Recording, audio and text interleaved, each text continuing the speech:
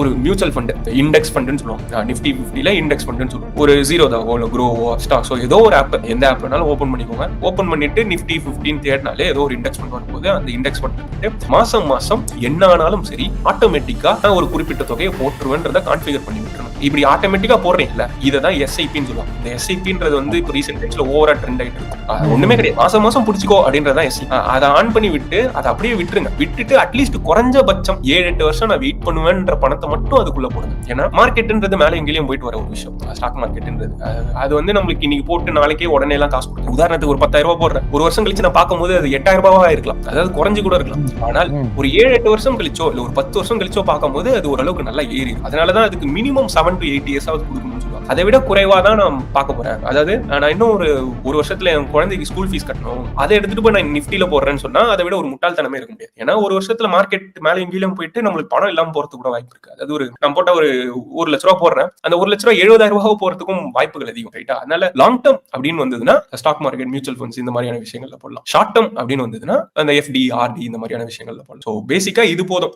இதுக்கு மேல நம்ம நிறைய டைவர்சிஃபை பண்ணணும்ன்ற அவசியம் எல்லாம் கிடையாது. மியூச்சுவல் ஃபண்ட் நீங்க சொல்ற மாதிரி கண்டென்ட் கட் பண்ணி கரெக்டா சொல்லிட்டீங்க. எனக்கு நிஃப்டி 50 போட்டு இண்டெக்ஸ் ஃபண்ட்ல அதுவே கரெக்டா இருக்கும்னு. பட் ஒரு மியூச்சுவல் ஃபண்டை எப்படி வந்து சூஸ் பண்ணலாம்? லைக் ஸ்மால், மிட், லார்ஜ்னு இருக்கும்போது இந்த 3 கேட்டகரியில யாரு எதை மாதிரி எடுக்கலாம், எது வந்து பெட்டர், எது வந்து சேஃப்? இதுல வந்து எல்லாரும் எப்படி சூஸ் பண்ணுவாங்கன்றது ஃபர்ஸ்ட் பார்ப்போம்.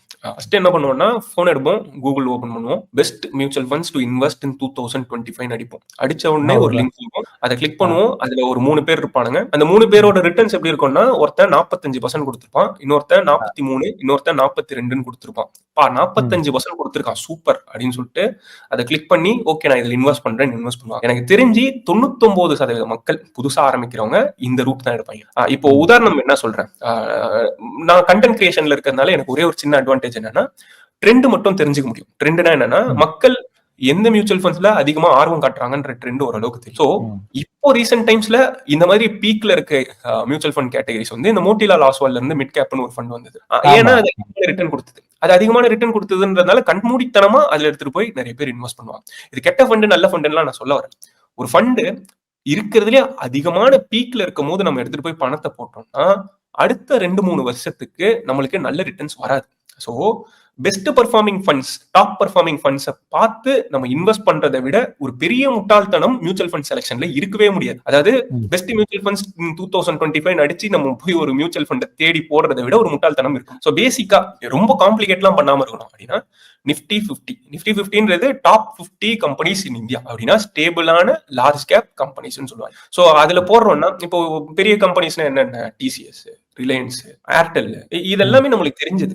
HCL, ஐடிசி, இந்த மாதிரி பெரிய பெரிய கம்பெனிஸ் இருக்குல்ல, டாடா, இந்த கம்பெனிஸ் எல்லாமே டாப் 50 கம்பெனில வந்துடும். சோ இந்தியா வளரணும்னா இந்த 50 கம்பெனிஸ் வளர்ந்தாதான் இந்தியா வளரும். அப்போ அதை நம்பி நான் போட்டா போதும் அப்படின்னு யோசிச்சாலே மோஸ்ட் ஆஃப் த கேசஸ்ல போதுமானதா இருக்கும்.